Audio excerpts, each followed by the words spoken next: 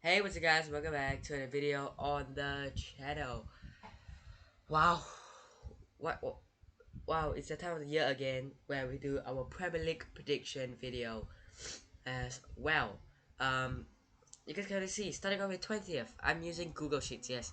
It's a very so-called unprofessional way of doing it, but it's a unique, a cool way of doing it, right? So don't blame me, because I can save it in here and I can have a look back after, I don't know, 9 months, or even 9 months. It is probably about 9 to 10 months. And have a look at where we came or where we are, or what we predicted. Anyways, in 20th, I have Norwich. You can't have a Premier League table without Norwich being bottom, I'm just saying. You can't, so it has to be Norwich. Um, in the 19th, let me just type it in. It's a very unprofessional way. I have got Brentford. I think they're gonna do better than Norwich. I think Tony's gonna bang in the goals. But I just don't know whether they're gonna squad to remain in there. To 17th, Brentford. Now in the 18th, we're gonna type it in. Watford. I think all three of the promoted teams are gonna go down. Of course, Ben Foster, the second goalkeeper. I want to see him stay up in the Prem, but it's hard to see the three promoted teams stay up. It's really hard to see them stay up. You know, it. I know there's other teams in the Premier League that could go down as well, but the three teams here, that don't necessarily um look to me as very strong. You know, they haven't made recruitments that I think are out of this world insane, but they did make some recruitments that could probably help them. But I just don't think they've got a squad depth to stay up, right? For all three teams, all three clubs. In fact, Watford might have the best chance, if not the only chance out of the three teams to stay up, to be fair, in my opinion. Now, in the 17th, I've got Burnley, right?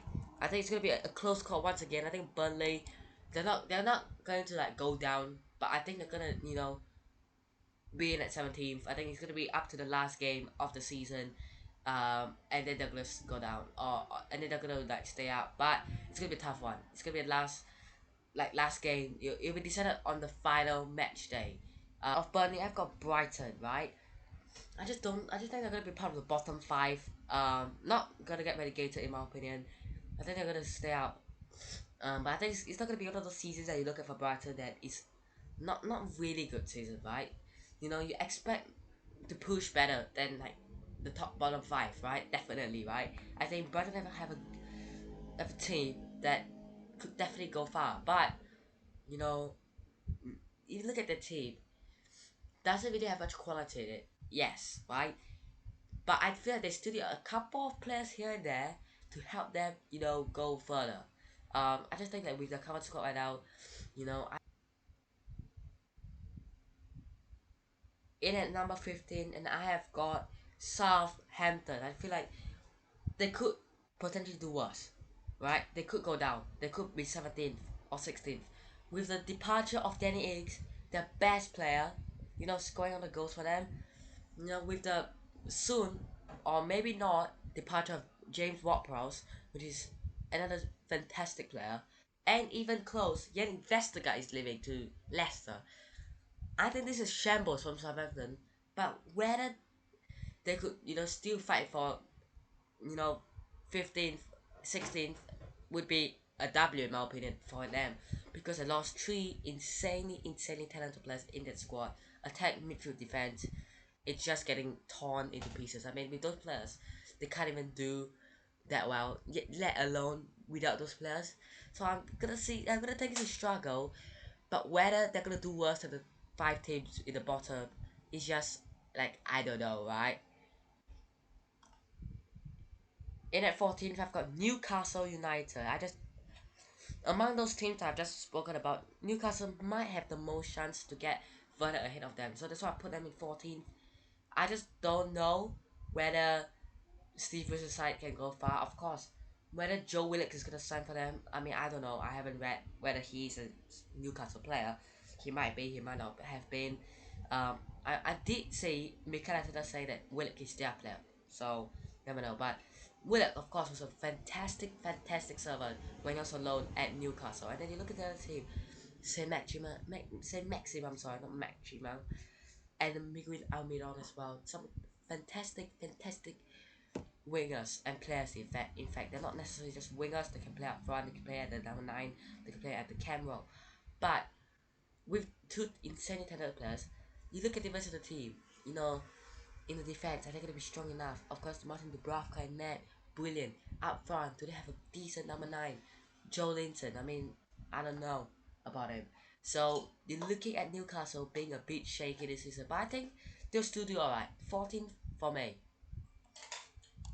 Mark 14th, and I have got Crystal Palace, of course, with the new recruitment, I guess, of Patrick Vieira as new head coach. And I remember they sent this guy. Was it Michael Elise? Or am I just getting completely wrong? The Reading midfielder, right? He looks like an insanely talented player. Wait, was he even from Reading? Or am I just having it completely wrong? Wait, give me a sec. Crystal Palace players.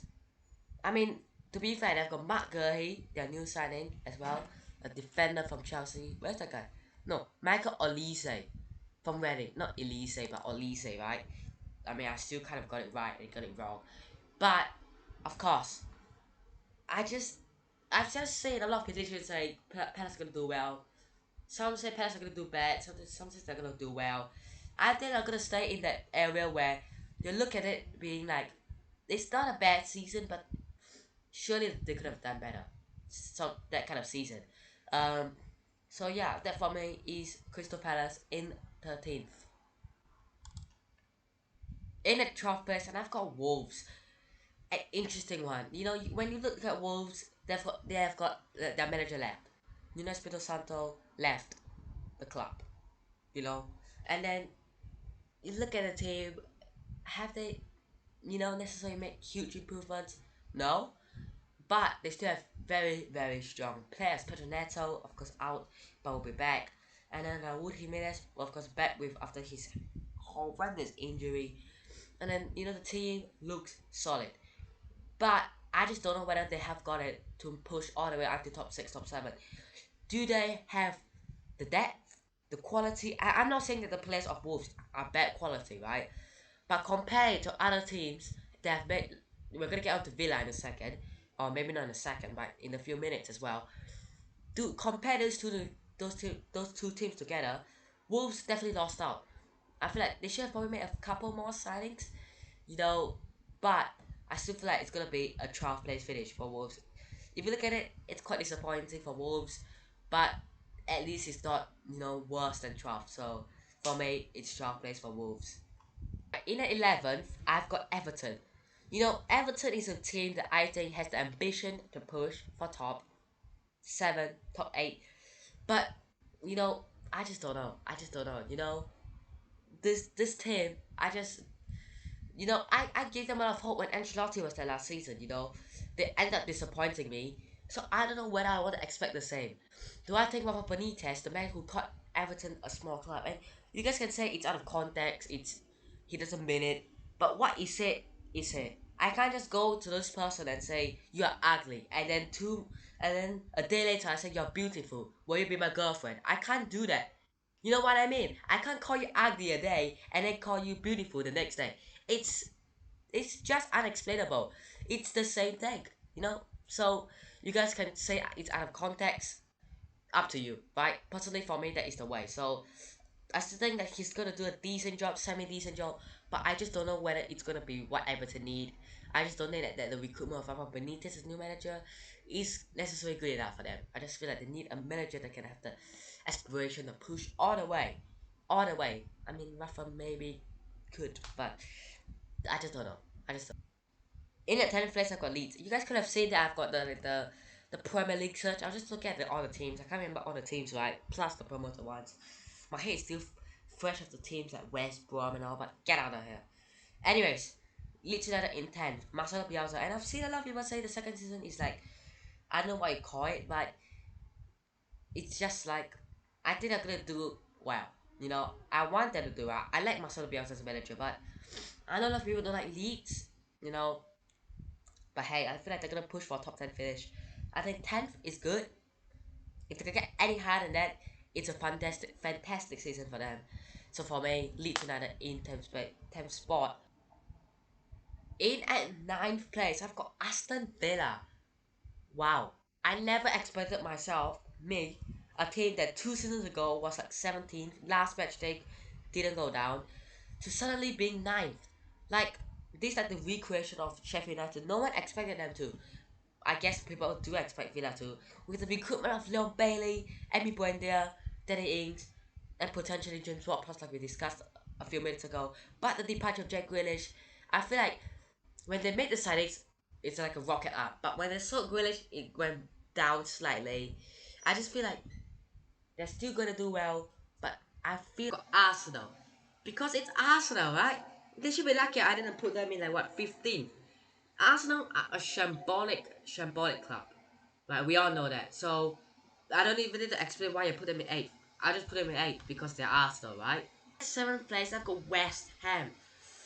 Last season, they had a fantastic season, finishing 6th. Wait, did they finish 6th? No, did they finish? They finished. Yeah, they did finish 6th. Behind Leicester. We will get to slightly soon. But, anyways, for me, West Ham are not going to have as much as an enjoyable season.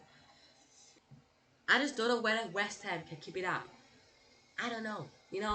From last season, a lot of the players, you know, have improved. I see them in preseason and I'm like, they've got a very strong start to the season. But it's not the Premier League season, and could they keep it up? Maybe, maybe not. But I feel like they need a couple more signings in defense. You know, their defense have not much problem. But I feel like if they're gonna go with like a 3 or 4 back, they need better defenders. For me, actually. Actually, not really a 4 at the back. I just feel like a 3 at the back, you just need better defenders. Next place, I have got Tottenham Hotspur. Wow, I feel like they're gonna get Europa League football. You look at top four being like knocking on the door on them, right? But we, of course, we discussed about Spurs. Let's go find the channel and the video out with the potential departure of Harry Kane as well. I just don't know whether they can keep it up. If he actually leaves, it's all or nothing for them. Like genuinely all or nothing. Not even like the Amazon documentary. No, it's genuinely all or nothing. I just feel like Spurs. They're gonna make it top 6 this season, but I feel like they're gonna remain in 6th. Nothing better. But I feel like they could even go down to 7th. You know. Come on, I can't do a Premier League prediction without putting Leicester 5th, right?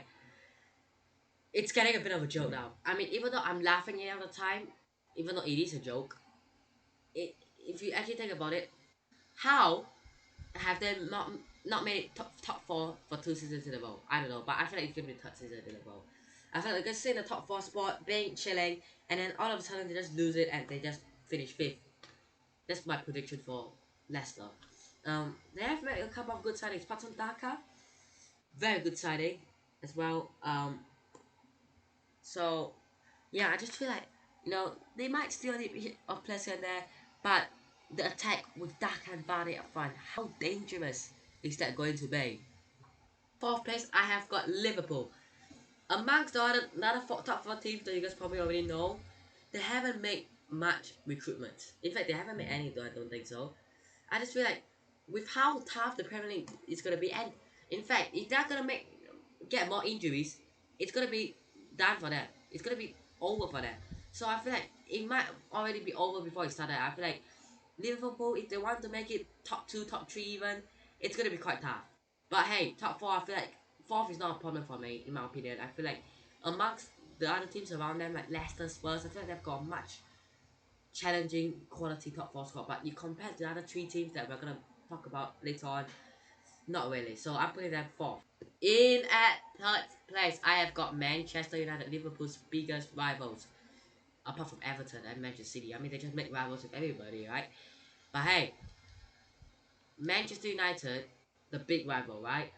United, Varane, Sancho, brilliant signings. They just need a defensive midfielder to complete it, and this is a fantastic window for them. I just feel like, I feel like that they could actually push quite far in Europe as well, not just in the Prem, but in Europe. I feel like if they can do quite well in Europe, it's gonna be a successful season. But hey, for me, they could finish 3rd. Behind the other two teams, you guys probably already know, is Manchester City and Chelsea as well. I'm putting two places you guys already know is Chelsea and City. I mean, for me, Chelsea are gonna come short by a little bit, but I feel like it's gonna be very tight. The race is gonna be very tight. City are gonna get it done because basically the second team can make top four. Literally, the second squad, second team, second squad, whatever. The backup players, the reserve players, can make top four by themselves. How mad is that? So I feel like Manchester City are gonna take it. Let me know what you guys think of this public position. Do you guys agree? Do you guys disagree? And where do you guys, if you guys do disagree, where would you put the other teams around? Let me know in the comment section below. Hope you guys have enjoyed this video. Hit the like button if you guys did. Subscribe to the channel if you guys aren't already. All my links are down in the description below. See you guys in the next one. Peace.